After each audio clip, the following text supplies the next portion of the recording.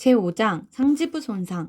네, 상지부에는 견갑관절과 주관절, 완관절이 있는데 이제 견갑관절은 어깨관절이라고 해서 흉지대라고 해서 쇄골과 견갑골을 이제 흉지대라고 한다. 그 흉지대 밑에는 상완골이 있는데 이 상완골은 자유팔뼈라고 하고 위팔뼈라고 하고 상완골은 그리고 이 위팔뼈와 척골과 요골이 결합하는 부분이 주관절, 즉 팔꿈치 관절이 된다. 이 요골과 척골은 전완부를 이룬다고 하는데 주관절과 완관절, 즉 손목관절 사이를 이루고 있는 걸 전완부라고 한다. 그리고 나서 이제 완관절은 손목관절로 이제 손목관절에는 이제 손에는 이제 수근골이 8개의 손목뼈가 있는데 주상골, 월상골, 삼각골, 두상골, 대능형골, 소능형골, 유두골, 유구골이 있고 그 유구골 위에는 이제 5개의 중수골이라고 해서 손바닥 뼈가 있으며 14개의 지골이 있다. 손가락 뼈가 있다. 이제 중수골은 손허리뼈라고 하고 지골은 손가락뼈라고 하면 우리 손에 보이는 손가락을 지골이라고 한다. 제1절 견갑부 골절 및 탈구. 이제 첫 번째 쇄골골절. 쇄골은 빗장뼈라고 해서 가슴 위쪽 양쪽 어깨에 걸쳐 S자 모양의 수평으로 위치한 뼈로 기능은 상완신경총과 쇄골화 동맥을 보호하고 견갑부의 폭 유지 및 지렛대 역할을 한다. 다치는 거는 팔을 뻗으면서 넘어질 때 간접 외상으로 골절이 발생하고 보통 소아와 유아에서 발생 빈도가 많고 분만 시에 산모의 골반 협장 등으로 신생아에서 쇄골골절이 일어나기도 한다. 이제 중간부 골절이 가장 흔하고 엑스레이로 쉽게 진단되고 어긋나기만 해도 외관상으로 진단이 가능하고 증상은 동통, 이제 특징적인 자세로 해서 건축손으로 환측 상체를 받치고 머리를 환측으로 돌리는 자세가 있고 연발음, 압통 등이 있다. 이제 치료는 팔자형 분대로 4에서 6주간 유지, 분류압이 예상되거나 쇄골 원위부 골절과 오구쇄골 인대 파열이 동반된 경우, 연부 조직 및 혈관 신경 손상이 있을 경우에는 이제 금속반, 나사못, 골수강내 핀 고정술, 관혈증, 정복술을 시행한다. 합병증으로는 대부분 잘 치료되긴 하는데 쇄골화 혈관과 상한신경층 손상, 불위압, 부정유압, 외산성 관절염 등이 생길 수 있다. 이제 견갑골 골절로는 견갑골은 어깨뼈로 흉곽 후면에 있는 삼각형의 평평골로 견갑골은 관절와와 상완골 골두가 만나는 견관절을 형성한다. 견봉과 쇄골이 만나서 견쇄관절을 형성하고 손상 기전은 집적 및 간접 외상에 의해 발생하나 집적 외상에 의해 발생하는 경우 대부분이고 대개 중년 내지 노년층에서 호발하고 견갑골의 직접 손상보다는 연부조직, 혈관, 신경 손상에 더 주의를 요해야 된다.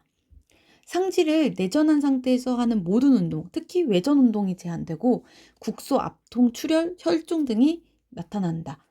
보통 보존적 치료를 가능하나 전이가 심한 경우 견봉골절, 관절과 면이 골절의 4분의 1 이상일 경우 수술을 해야 된다. 견관절이 탈구될 수도 있고 왜냐면 견관절은 관절과 상완골두랑 맞닿기 때문에 또 쇄골이랑도 맞닿아 있는 게 견관절이기 때문에 이제 전형적인 구상관절로 인체 관절 중 운동 범위가 크나 관절이 불안정해서 탈구가 자주 일어난다. 견관절 즉 어깨관절은 견갑골의 관절화가 깊지 않아서 상완골두의 3분의 1만 관절화와 접촉하기 때문에 운동 범위는 넓지만 관절이 불안전해서 탈구가 빈번히 일어난다. 전방 탈구가 가장 흔하며 후방, 상하방 탈구로 혹은 외상성과 비외상성으로 분류할 수 있다. 이제 대부분이 간접 외상이지만 이제 상안부의 외전, 신전, 외전력이 가해져서 발생한다. 건축손으로 환측손을 잡고 환측으로 얼굴이 기울어지는 증상이 특징적인 자세가 나타난다. 검사는 엑스레이로 탈구 방향을 확인하고 MRI로 인대 상태를 확인하고 CT로 골 결손 등 뼈의 상태를 확인한다. 신경검사로는 애과, 요골, 정중, 상완신경총 손상을 확인해야 된다. 치료는 가능한 빠른 정복술을 시행한다. 보면은 이게 S자 모형으로 된 게 쇄골, 그 밑에 평평골, 세모 모양의 평평골이 견갑골, 거기에 3분의 1만 이 상완골 골두가 붙어 있다. 이 경갈전 탈구 시에는 스팀슨 방법과 히포크라테스 방법, 코커 방법, 미리 방법으로 도수를 정복할 수 있는데, 왜냐면 가장 빠른 정복선을 시행하는 게 치료니까. 스팀슨 방법은 가장 안전하고 널리 사용되는 방법으로 침상에 엎드리게 해서 손목에 3kg의 추를 달아 놓으면 20분 후에 저절로 자연 정복되는 게 스팀슨 방법. 히포크라테스 방법은 환자를 바로 눕히고 시술자의 발을 겨드랑이에 끼우고 양손으로 환자의 손목을 잡으면서 견인하면서 회전시켜서 정복하는 거고, 코커는 지렛대 방법으로 환자의 주관절을 90도로 굴곡시킨 상태에서 1분간 견인한 다음 부드럽게 상체를 외전시킨다. 하지만 이 코커 지렛대 방법은 관절낭과 애과혈관 및 상완신경촌 손상을 줄 수 있어서 잘 이용하지 않는다.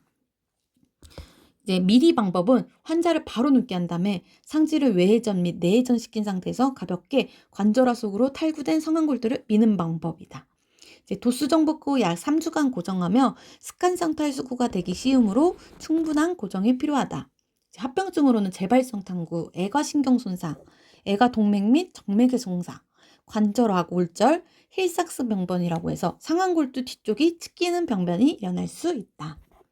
이제 이 경관절은 쇄골과 견갑골이 아무래도 이루고 있다 보니까 이런 안정성을 유지하기 위한 인대가 많은데, 그 중에서 견봉쇄골 인대가 있는데, 이제 어깨관절에서 견갑골과 쇄골의 안정성을 유지하기 위한 인대로 견봉쇄골 인대, 오구쇄골 인대, 그리고 오구 견봉 인대가 있다. 여기가 오구쇄골 인대, 여기가 견봉쇄골 인대, 오구 견봉 인대. 그림을 잘 봐야 된다.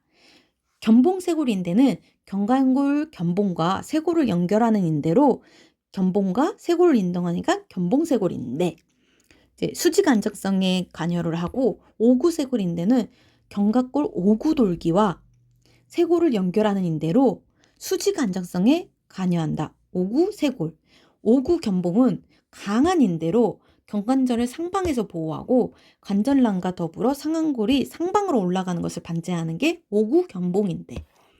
손상 기전 같은 경우에 넘어지면서 견관절 부위가 직접적으로 지면에 닿아서 견봉이 아래로 밀리는 외력에 의한 직접 손상이 원인이고, 이제 인대의 염자, 팔을 움직일 때 통증이 악화되고, 이제 쇄골 바깥쪽에서 심한 통증, 압박통이 일어나고, 팔을 머리로 올릴 때 심한 통증이 일어나고, 이제 염자 및 열상은 보존적인 방법으로 치료하지만 손상 후 얼음질질, 팔걸이 등을 시행하고, 파열이 일어났을 경우에는 인대 제거술 등 수술적인 치료가 시행되어야 한다.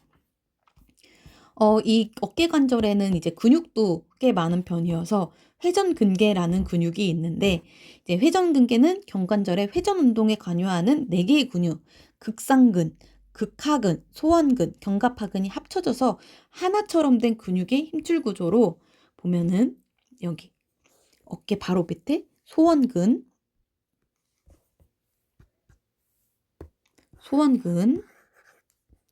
그 다음에 극상근, 그 다음에 견갑하근, 그 다음에 극하근, 이렇게 이루어져 있다. 이제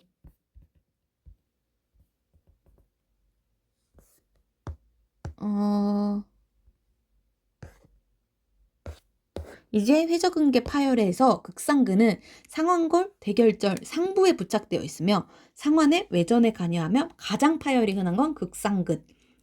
극하근은 상완골 대결절 중간부에 부착해서 외회전에 관여하고 상완골 골두를 고정하는 게 극하근.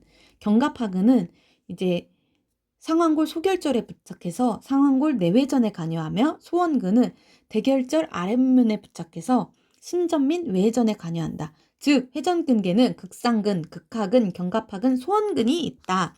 손상 기전은 50세 이상의 연령층에서 퇴행성 변화에 따라 자연적 무거운 물건을 갑자기 들어 올리면서 이제 근육이 파열되면서 생긴다. 증상은 통증, 어깨 결림, 삐걱거리는 소리, 팔을 위로 들어 올릴 때 심화된다. 진단은 엑스레이, MRI, 초음파 등으로 영상 검사하고 치료는 90% 자연 치료되고 약물, 주사, 어깨 주위의 근력 강화 운동을 할 수 있다. 충돌 증후군은 어깨 충돌 증후군은 회전근개가 그 위에 있는 견봉뼈와 부딪혀 염증을 일으키는 걸로 팔을 들어 올릴 때 어느 정도 높이까지는 별다른 통증이 없다가 완전히 올라간 듯할 때 통증이 발생한다. 부종이나 출혈이 있을 수 있고 만성염증, 섬유화, 미세건파열, 완전파열 등의 소견이 있으며 치료는 보존적 치료를 시행한다.